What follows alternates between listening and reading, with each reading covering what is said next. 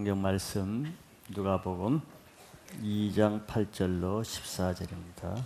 그 지역의 목자들이 밤에 밖에서 자기 양떼를 시키더니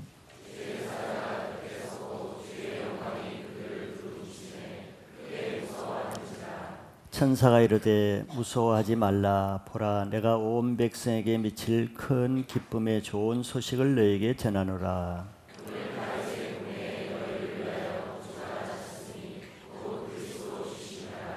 너희가 가서 강보에 쌓여 구유에 누워 있는 아기를 보리니 이것이 너희에게 표적이니라 하더니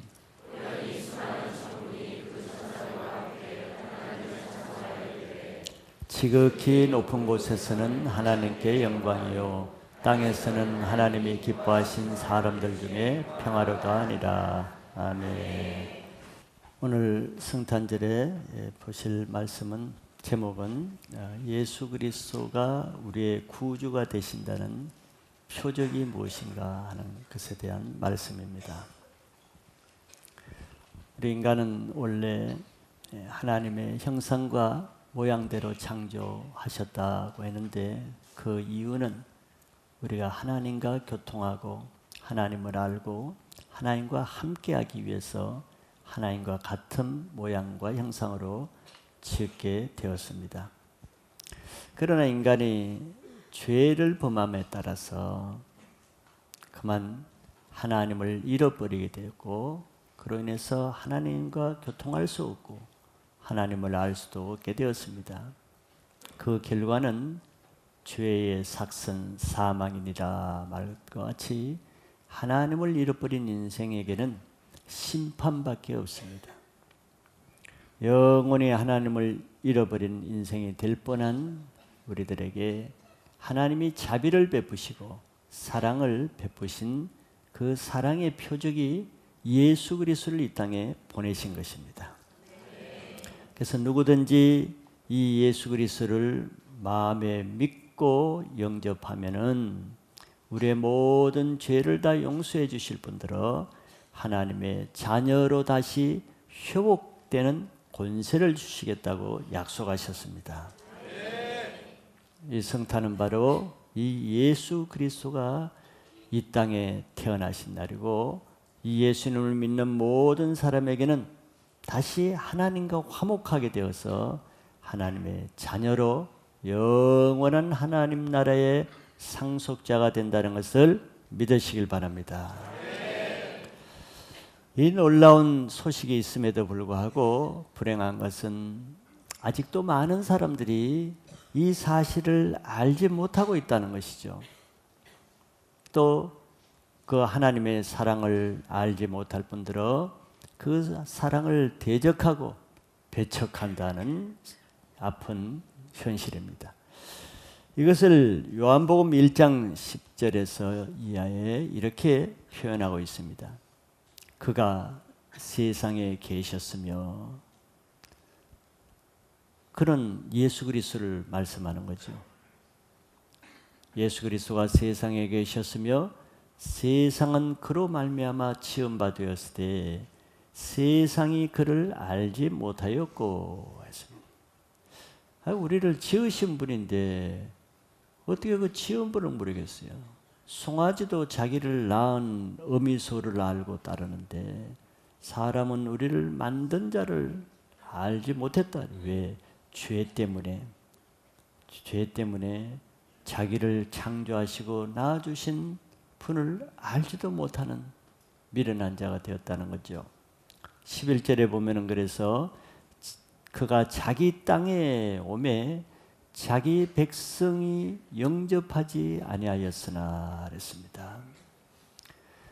자기가 만든 땅, 또 자기가 창조한 사람들 주인이 오셨는데도 우리들이 그 예수 그리스도를 영접하지 않았다는 거예요. 이게 얼마나 슬픈 사실입니까? 죄가 우리의 이성을 파괴하고 하나님을 알만한 지식을 다 빼앗아갔습니다. 12절에 보면은 그럼에도 불구하고 영접하는 자, 곧 그 이름을 믿는 자들에게는 하나님의 자녀가 되는 권세를 주셨으니 할렐루야. 이것이 은혜입니다. 여러분들 성탄절에 다시 한번 자기의 믿음을 한번 확인해 보세요. 내가 예수 그리스도 그 이름을 믿고 분명히 하나님의 자녀가 되었다는 확신이 있는가를 다시 한번 마음속으로 생각해 보세요. 성탄절의 가장 중요한 것은 그것입니다. 하나님이 이 세상에 자기 아들을 보냈지만서도 아무도 알지도 못하고 믿지도 않았다고 하는 것이 오늘날 이 세상의 우리들의 모습이죠. 하나님을 알지 못했기 때문에 그렇습니다. 왜 그렇겠습니까? 하나님이 하시는 일과 사람이 하는 일이 다르기 때문에 하나님을 이해하지 못하는 거예요. 사람 수준에서 하나님을 이해하려고 하니까 할 수가 없다는 거예요. 그런데 악한 사람들은 마음이 좀 악하고 부정적이고 삐딱한 사람은 다른 사람을 볼 때 어떻게 봅니까? 그 사람도 자기와 같을 것으로 그렇게 생각합니다. 아, 저 사람이 저런 것은 저렇게 악한 생각을 가지기 때문에 나한테 저런 말을 할 거야. 이렇게 생각하죠. 왜? 자기가 그러니까. 남도 그럴 줄 압니다.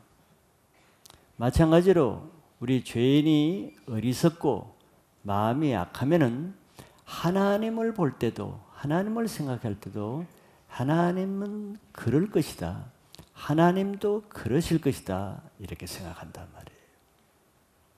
그래서 하나님을 잘 모르는 거예요. 우리 수준에서 이해하려고 하니까. 그러나 이사야서 55장의 말씀대로 하나님의 생각은 우리 생각과 너무나 달라서 하늘이 땅보다 높은 것처럼 그렇게 천지 차이라는 거예요. 그래서 우리는 늘 하나님이 하시는 일을 하나님 편에서, 하나님 수준에서 이해하려고 해야지 내 기준에서 세상 차원에서 이해하려고 하면은 할 수가 없다는 것이죠. 오늘은 바로 이 예수 그리스도를 이 땅에 보내신 이 사건을 통해서도 하나님이 하시는 것과 우리가 바라고 기대하는 것과는 너무 다르다는 거예요. 그래서 사람들이 자기 땅에 왔음에 자기 주인을 알지 못하게 되었다는 것이. 그래서 우리는 성경을 왜 배우고 알아야 됩니까? 아, 하나님은 어떤 분이시고, 아, 하나님은 이렇게 일하시는구나. 아, 하나님은 우리와 전혀 다르게 행하시는구나. 이것을 성경을 통해서 배우면 배우고 알면 알수록 하나님을 오해하지 않고 하나님을 바로 믿을 수 있기 때문에 우리는 말씀을 잘 들어야 되는 것이죠. 그래서 오늘 말씀을 통해서도 하나님이 구주로 보내신 예수 그리스도가 어떤 분이고 또 하나님은 누구에게 이 예수 그리스도를 믿을 수 있게 하시고 그것을 어떤 방법으로 하시는가를 잘 배울 때 우리가 주님을 바로 믿을 수 있고 바로 알 수 있게 된다는 것을 믿으시길 바랍니다. 그래서 예수 그리스도를 바로 알아야 되는 이유는 그래야 예수 그리스도가 나를 위해서 오신 구주시라는 것을 믿고 영원한 생명을 얻을 수 있기 때문에 그렇습니다. 오늘 그래서 하나님에 대해서 바로 아시고 이 예수님을 나의 구주로 영접할 수 있는 즐거운 성탄이 되시기를 바랍니다. 우리들이 잘 아시는 성탄 말씀 구절입니다. 오늘 본문을 통해서 먼저 큰 기쁨의 좋은 소식이 어떻게 전달되는가 하는 것을 먼저 한번 보고자 합니다. 하나님의 아들이시고 만왕의 왕이신 예수 그리스도가 이 땅에 오시는 사건을 기록했어요. 그런데 그분이 어디에 오셨냐 하면은 베들레헴에 오셨다는 거예요. 우리는 이미 선지식을 가지고 있는 사람은 베들레헴에 대한 향수를 가지고 있습니다. 고요한 밤 거룩한 밤에 있는 그 베들레헴, 그거 지워버려야 돼요. 그렇죠. 베들레헴은 그렇게 환상적인 도시가 아니고 예수님이 오실 때는 정말 초라하고 이름도 없는 시골 촌동네입니다. 예수님이 오셨기 때문에 그 동네가 유명하게 된 것이지 그전에는 아주 초라한 동네예요. 단지 그 동네가 역사성이 있는 것은 다윗의 고향이라는 것 때문에 역사성은 있는 것이지만 그러나 동네는 그렇게 아름다운 동네가 아니고 초라한 시골입니다. 지금도 여전히 그 모습입니다. 근데 이 예수 그리스도가 이 땅에 태어났다는 것이 가장 큰 기쁨에 좋은 소식이 된다고 했습니다. 즉 소식은 뉴스잖아요. 뉴스도 시시한 뉴스가 있고 중대한 뉴스가 있고 긴급 뉴스가 있죠. 그런데 예수 그리스도 메시아가 이 땅에 태어났다는 것은 이 인류 역사상 가장 긴급하면서 가장 중대하면서 가장 큰 중요한 뉴스라고 할 수 있습니다. 이거보다 더 중요한 뉴스가 어디 있겠어요? 엄청난 뉴스죠. 여러분들 신문사나 방송사가 긴급 뉴스가 있으면은 누구에게 먼저 보고합니까? 청와대나 국정원이나 검찰이나 기무사나 또 경찰서나 가장 중대한 긴급 뉴스거리를 쏘서 첩보를 받았을 때 누구에게 가장 먼저 전하죠? 보고를? 먼저 경찰서라면 자기 경찰서장에게 보고할 것이고 또 국정원이라면 원장에게 보고할 것이고 그래서 그 서장과 원장은 제일 먼저 대통령에게 보고를 하겠죠. 중요한 거니까. 마찬가지로 이 땅에 가장 긴급한 뉴스, 하나님의 아들이 갑자기 이 땅에 오셨다는 이 소식을 누구에게 가장 먼저 전할 것인가 하는 것은 우리에게도 굉장히 관심사입니다. 그러지 않겠어요? 굉장히 관심사죠. 우리 생각도 세상 사람 생각과 비슷하겠죠. 그걸 누구에게 먼저 전해야 될까? 여러분들이 그 소식을 먼저 받았다고 할 때 누구에게 먼저 전해야 되겠습니까? 여러분들 아버지에게 먼저 전하겠습니까? 아마 우리가 신앙을 가진 사람이라면은 그 당시라 그러면은 최고 종교 권위자인 아마 예루살렘 성전으로 가서 대제사장에게 먼저 전하겠죠. 이거는 종교적인 중요한 문제니까. 그리고 나서 이 사실을 확인하기 위해서는 서기관들에게 또 먼저 전해야 될 것이라고 생각할 거예요. 요즘 같으면은 종교령 같으면 로마 교황에게 먼저 전해야 될 거고, 아니면 개신교 같으면 이건 총회장에게 이런 사실을 먼저 보고해야 될 것 같고, 이런 생각을 하게. 이게 상식입니다. 상식, 사람의 생각이에요. 그리고 믿지 않는 사람이라면은 이런 엄청난 유대 왕으로 오신 이런 사실을 누구에게 보고하겠어요? 먼저는 로마 황제, 유대 왕 헤롯에게, 아니면 베들레헴에 태어났으면 베들레헴 시장에게, 아니면 베들레헴 경찰서장에게 먼저 알리는 것이 지휘계통의 순서일 것이에요. 이것이 사람의 생각입니다. 이런 사람의 생각을 내려놔야 돼요. 베들레헴의 환상을 내려놓듯이 우리는 사람의 생각을 내려놔야 하나님을 알 수가 있습니다. 사람의 생각이 많은 사람, 나이가 들어갈수록 세상에 아는 것이 많을수록 하나님을 아는 믿음이 좀 별로인 경우가 많지요. 잘 안 변한단 말이죠. 사람의 생각을 딱 가지고 하나님의 말씀을 듣는 거예요. 50년, 60년까지 자기가 쌓아온 그 기존 상식으로 하나님의 말씀을 듣기 때문에 어떤 거는 부정하고 틀렸다 그러고 비판하고 판단하고 그래도 나는 나대로 산다 이렇게 되죠. 이런 사람이 가장 큰 문제예요. 자기 생각을 내려놔야 됩니다. 그리고 하나님은 어떻게 하시는가? 그걸 알고 그걸 받아들여야 되는, 그걸 나의 생각으로 바꿔나가야 되는 것이 신앙입니다. 그럼 보세요. 하나님이 어떻게 하시는가? 하나님이라면 그러면 이 소식을 누구에게 가장 먼저 전하는 것인가? 이게 우리의 관심사가 되어야 되죠.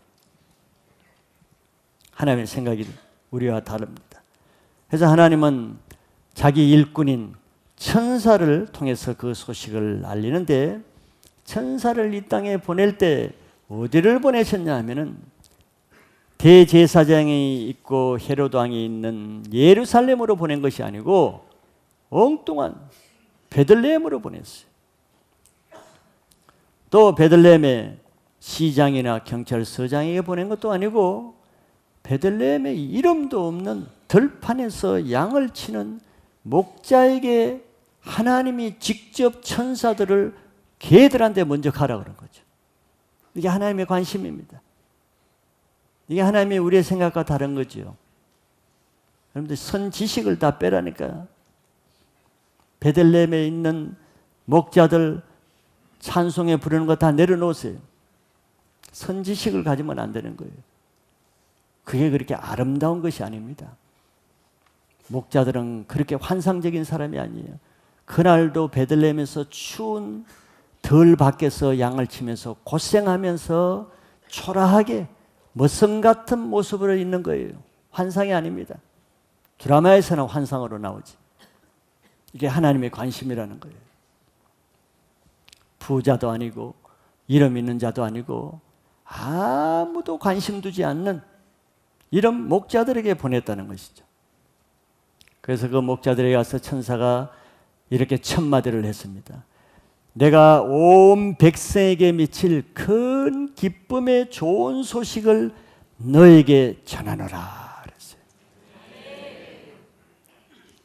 보통 소식이 아니고 큰 기쁨의 좋은 소식을 전한다 그랬어요. 이것이 하나님의 방법이라는 거예요. 목자들이 그 천사들의 음성을 들었을 때 어떤 생각을 했겠습니까? 그럼 그렇지. 이런 큰 소식이라면 우리한테 먼저 전해야지. 당연하지. 알고 있었다. 이런 자세였겠어요? 그렇지 않겠죠? 아니 천사님들 이런 큰 엄청난 소식이라면은 대제사장이나 왕에게 먼저 전해야지. 우리가 왜 우리입니까? 우리는 그럴 자격이 없는 사람이에요. 우리 같은 초라한 사람에게 이런 엄청난 소식을 전해서 어떻게 하려고 그럽니까? 잘못 찾은 것 같습니다. 그들은 그렇게 생각했을 거예요. 우리는 그런 자격이 없는 사람입니다. 보시다시피 우리는 이렇게 초라한 사람이에요. 그런데 이런 엄청난 소식을 우리 같은 사람에게 왜 왔습니까? 이런 자세로 아마 대했을 거예요. 큰 소식을 받는 사람 자체도 이해하지 못할 것입니다. 이것은 바로 무엇을 의미합니까? 예수 그리스도의 이 엄청난 큰 기쁨의 좋은 소식은 앞으로도 그때부터 주님이 다시 오실 때까지 지금까지 2000년이 지난 지금까지도 이 기쁨의 좋은 소식은 하나님이 동일하게 이런 방법으로 이렇게 전해질 것이라는 것을 예언하는 것입니다. 그래서 실제로 지금도 하나님의 좋은 소식은 이런 방법으로 전해지고 있다는 것도 믿으셔야 돼요. 목자들에게 처음 한 번만 그렇게 전하는 게 아니라는 거예요. 계속 주님이 오실 때까지 하나님의 좋은 큰 기쁨의 소식은 이런 방법으로 이런 사람에게 전해지게 된다는 것입니다.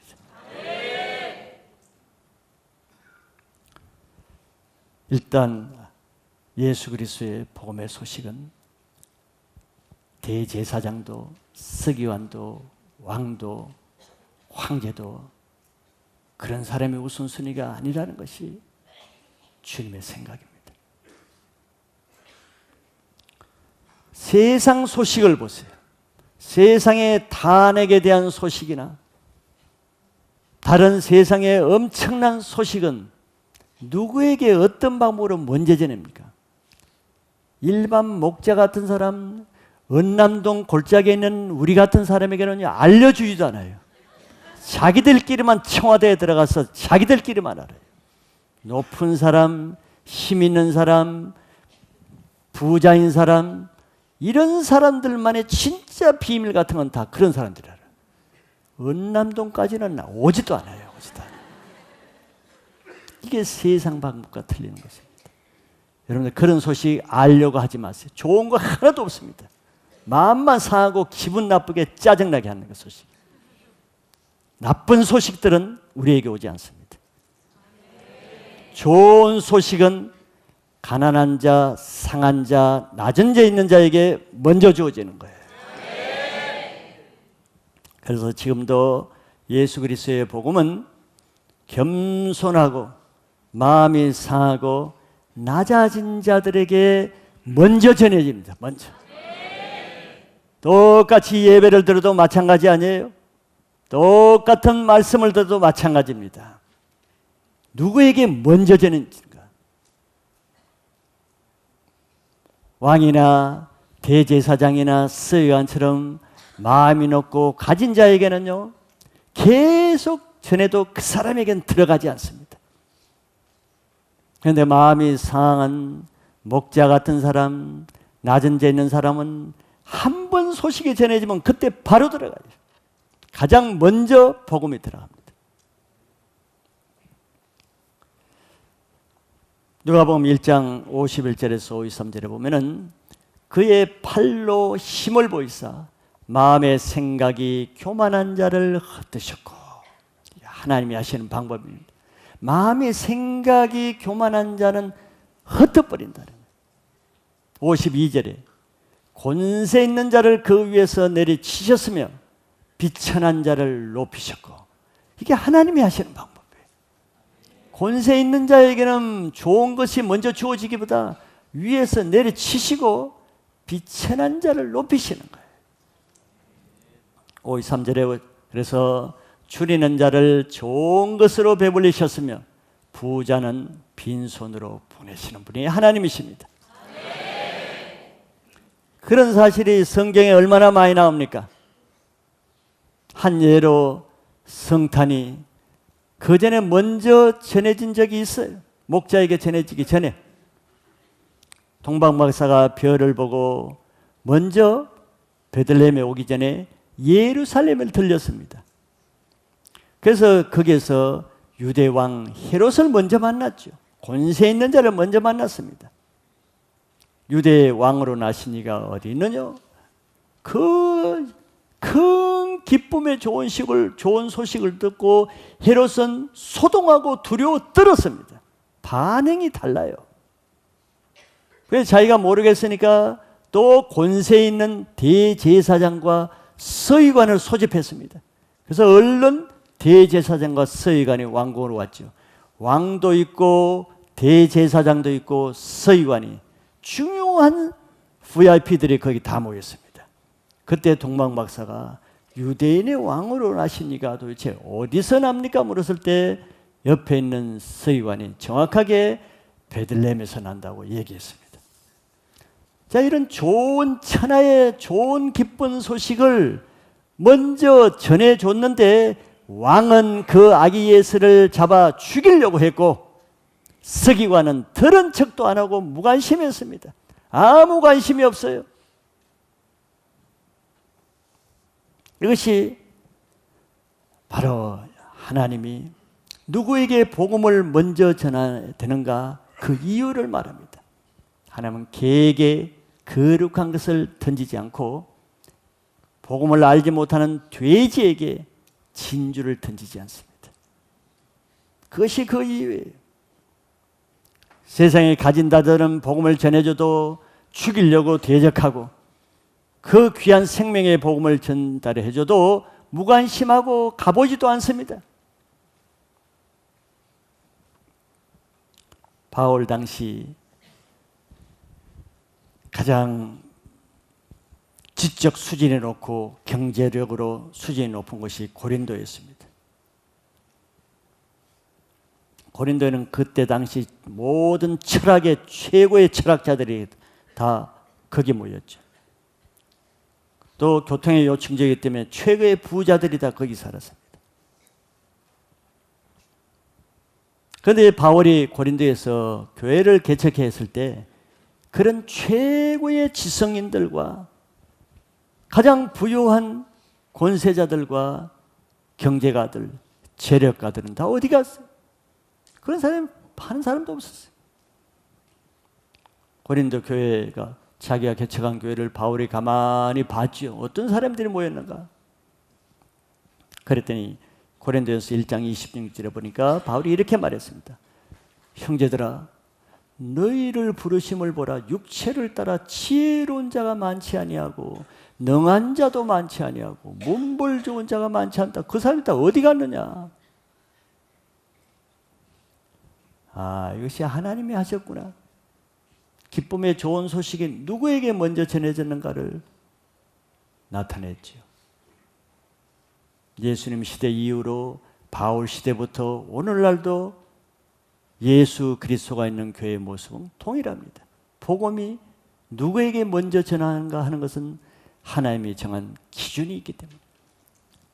27절 이하에 보면 그러나 하나님께서 세상에 미련한 것들을 택하사 지혜 있는 자들을 부끄럽게 하시려고 세상에 약한 것들을 택하사 강한 것들을 부끄럽게 하려 하시며 28절 하나님께서 세상에 천한 것들과 멸시받는 것들과 없는 것들을 택하사 있는 것들을 폐하려 하시나니 이는 아무 육체도 하나님 앞에서 자랑하지 못하게 하려 하심이라. 이런 하나님을 이해하고 아시고 믿으시기 바라요. 그래야 우리가 하나님을 바로 믿을 수 있습니다. 그래야 하나님이 하시는 일을 오해하지 않을 수가 있어요. 왜 하나님을 믿으면서도 자기에게 조금 이해가 안 되고 자기 마음에 안 맞으면 왜 하나님을 원망하며 하나님이 살아계시면 이럴 수가 있는가? 하나님이 하시는 것이면 이럴 수는 없다. 왜 그런 얘기를 하겠어요? 지가 하나님을 알지 못하니까 그러죠. 하나님은 바뀌지 않아요. 창세부터 하나님은 변함이 없습니다. 내가 하나님을 모르니까 하나님이 이상하다 그러는 것이죠. 하나님은 자기 영광을 사람에게 빼앗기지 않습니다. 그래서 세상에 미련한 자, 약한 자, 없는 자, 천한 자를 통해서 강하고 가진 자를 부끄럽게 여기는 거예요. 부끄럽게 만드는 거예요. 자기 영광을 취하는 자를 부끄럽게 만듭니다. 그래서 교회는 세상이 원하는 것을 주는 것이 아니에요. 세상이 원하는 세상의 뉴스를 주고 세상이 원하는 윤리, 도덕, 문화 향상을 위해서 교회가 있는 것이 아닙니다. 교회는 오직 한 가지 하나님의 영광을 위해서 세상이 줄 수 없는 예수 그리스도 십자가의 보혈로만 얻을 수 있는 영원한 생명을 주는 것은 교회밖에 없고 교회는 그 일을 하는 것이에요. 그래서 교회 다니는 자체에 만족하지 마시고 교회 와서 다른 것에 기웃거리지 마시고 오직 예수 그리스도 안에 있는 영원한 생명 하나에만 초점을 맞추시고 다니시기 바랍니다. 또 하나 두 번째는 예수 그리스도의 표적을 하나님이 무엇으로 표적을 주셨나는 것이 이것도 우리 생각과 하나님 생각이 너무 다른 것입니다. 천사가 목자들에게 구주가 나셨다는 소식을 전하면서 이렇게 덧붙여 말했습니다. 너희가 가서 강보에 쌓여 구유에 누워 있는 아기를 보리니 이것이 너희에게 표적이니라 그랬어요. 이것도 여러분들 환상점이니까 마국강 강보에 쌓여 아기 예수 환상 깼어요. 환상이 아닙니다. 이거는 너무 아픈 현실이고 너무너무 가슴 찢어지는 아픈 현실이지 환상이 아니죠. 만왕의 왕이시고 존귀하신 하나님의 아들이 있을 곳이 없어 마국간 묵을 여관 하나 없어서 말 구유에 그것도 놓일 곳도 없어서 말 밥통에 강보에 쌓여 누워 있는데 천사의 말은 더 걸작이에요. 그것이 구주가 된다는 표시래요. 이게 말이 돼요? 이것은 말이 안 되는 말이에요. 여러분들은 이미 선지식을 가져서 그렇지 선지식을 내려보세요. 이게 어떻게 표적이 될 수가 있어요? 이건 말이 안 되는 것입니다. 이것이 어떻게 만왕의 왕이라는 표시가 되느냐고요. 거지의 손자라는 표시라는 그거는 믿을 수가 있지. 이거는 3대째 거지 집안의 표시다. 이거는 믿을 수가 있어요. 근데 어떻게 이것이 만왕의 왕의 아들의 표시가 되겠냐고. 믿을 수가 없죠. 이것이 하나님이 하시는 일과 우리가 생각하는 차원이 너무 다르다는 것이에요. 그런데 우리는 이것을 늘 사람의 차원에서 하나님이 하시는 일을 받아들이려고 하기 때문에 하나님에 대해서 실망도 하고 나는 이걸 믿을 수 없다고 하기도 하고 하나님을 받아들이지 않으려고 하는 거예요. 그래서 신앙이 어려운 것입니다. 왜 신앙의 갈등이 생기겠어요? 하나님이 하시는 그 일은 내가 믿을 수 없다는 거죠. 그러면 이것도 믿을 수가 없는 겁니다. 왜? 사람들의 생각은 어때요? 유대인들이 수천 년 동안 메시아를 기다리고 오는데 하나님의 아들이 나타날 것만 기다리고 있고, 그러면 로마 군병들도 다 이길 수 있다는 환상을 가지고 있는데 그들의 표적은 뭡니까? 이렇게 존귀한 구주라면은 그들은 절대 메시아가 베들레헴 같은 이런 총구석에는 오지 않고 거룩한 성 예루살렘 중에도 거룩한 장소 성전 안에서 거룩한 성전 방에 황금 침대 위에 정말 백마를 타고 칼을 들고 로마 군병을 이길 수 있는 이런 모습으로 오셔야만 메시아라는 표적을 내가 믿고 그를 메시아인 것을 영접할 수 있겠다는 환상과 기대를 가지고 있죠. 신앙의 갈등을 하고 예배 때마다 불평이 나고 판단이 되는 사람은 그 환상을 빨리 깨야 됩니다. 서론에서 말을 했지만 내가 어떤 사람이면은 다른 사람도 그렇게 돼야 된다, 그럴 것이라고 생각한단 말이죠. 내 기준에 따라 하나님도 이렇게 되어야 될 것이다. 교회는 이래야 된다. 목사라면 이래야 된다. 그 기준을 내려놔야 됩니다. 그것 때문에 내가 늘 걸림이 되고 그것이 나의 올무가 되고 실족해 하는 원인이 되는 거예요. 그래서 문제 있는 사람들은 항상 자기 기준을 내려놓지 않고 자기 기준으로 교회를 판단하고 하나님을 판단하는 그것이 문제가 되죠. 이런 기준을 가진 바리새인과 대제사장 중에 예수를 믿은 사람이 누가 있느냐고. 예수를 돌려쳐 죽이려고 그랬지. 그러면 그 사람이 그런 일을 하게 되는 거예요. 그래서 백마를 탄 왕자 같은 이런 표적을 기대하고 있는 사람에게 초람 마국간의 강보에 쌓여 구에 놓인 이것이 메시아의 표적이라 하면은 그 사람들은 천사의 뺨을 때리겠죠. 하나님이 아신단 말이에요. 그러니까 이런 얘기는 목자에게 먼저 전하는 것입니다. 누가 이런 메시지를 받아들일 수가 있겠어요?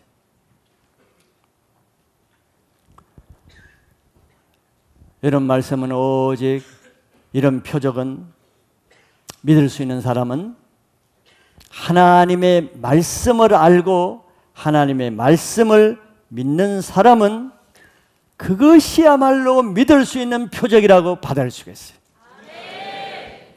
하나님의 말씀을 아는 사람은 만약에 누가 와서 예루살렘 성전 안에 메시아가 태어났다는 말을 하면은 그거는 적그리스도다, 그거는 이단이다 하고 이렇게 말하지 믿지 않습니다. 왜 그랬습니까? 말씀에 기록되어 있으니까. 이사야서 53장 1절 2절에 이렇게 기록되어 있습니다. 우리가 전한 것을 누가 믿었느냐? 우리가 강보에 쌓인 이야기가 표적이다 하면 누가 믿겠느냐는 거죠. 여호와의 팔이 누구에게 나타났냐? 누가 그것을 믿고 하나님의 구원의 팔이 나타났냐? 그는 주 앞에서 자라나기를 연한 순 같고 마른 땅에서 나온 뿌리 같아서 고운 모양도 없고 풍채도 없은즉 우리가 보기에 흠모할 만한 아름다운 것이 없도다 그랬습니다. 이 말씀을 아는 사람, 메시아는 이 땅에 오실 때 아름다운 풍채 좋은 백마를 탄 고운 모양으로 오시는 것이 아니고 연한 순 같고 마른 땅에서 나온 뿌리 같아서 사람에게 보기에는 고운 모양도 없고 풍채도 없고 사람 보기에 흠모할 만한 아름다운 것이 없는 모습으로 오신다는 이 하나님의 말씀을 믿는 사람에게는 베들레헴 마구간의 강보에 쌓여 구유에 누인 그 아기만의 표적이라는 것을 믿을 수가 있는 거예요.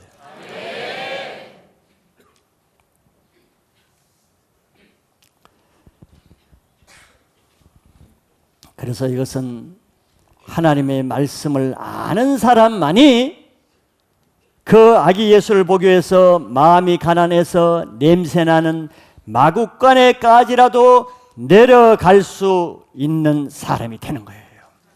이 말씀을 믿지 않는 사람은 절대 마구간으로 내려가지는 못하죠. 예루살렘 성전을 찾아갈 수는 있어도 베들레헴 마구간으로 가려고 하지 않습니다. 왜? 말씀을 모르니까.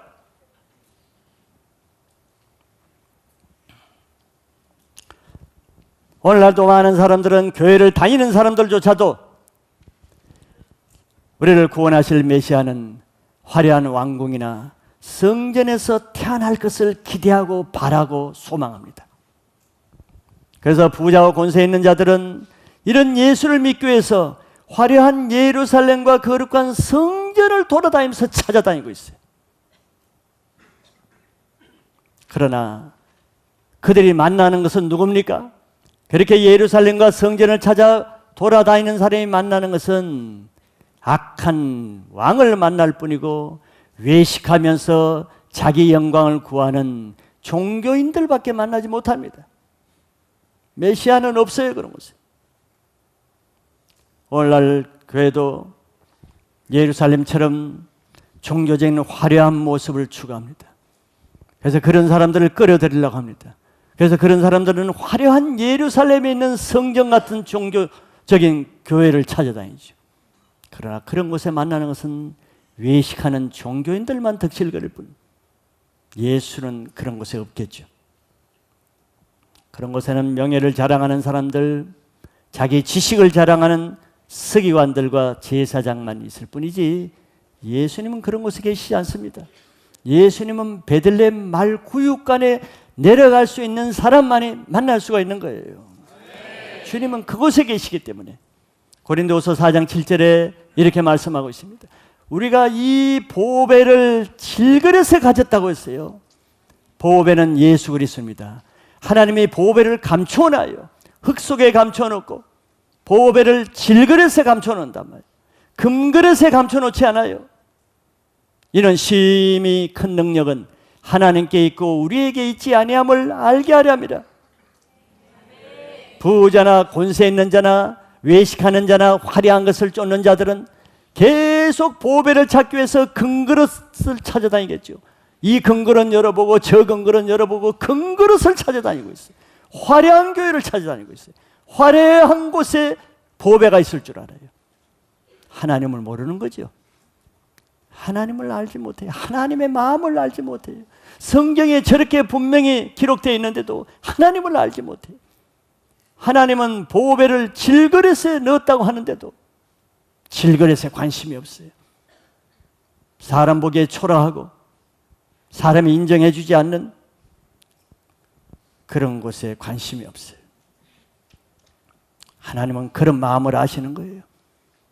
금그릇에 넣지 않고 질그릇에 넣는 이유는 그래야 마음이 겸손한 자, 영원한 생명에 관심 있는 자, 하나님을 아는 자만이 그 보배를 만날 수 있게 하기 위해서 질그릇에 넣으셨다는 걸 믿으시기 바랍니다. 하나님은 사람들이 자기 영광을 구하고 화려한 곳에 계시지 않습니다. 예수님은 그런 곳으로 오시지 않아요. 그런 곳에는 종교적인 사치와 외식하는 종교인들만이 찾는 곳이지 하나님을 찾고자 하는 사람은 그런 곳에 얼씬거리지 않습니다.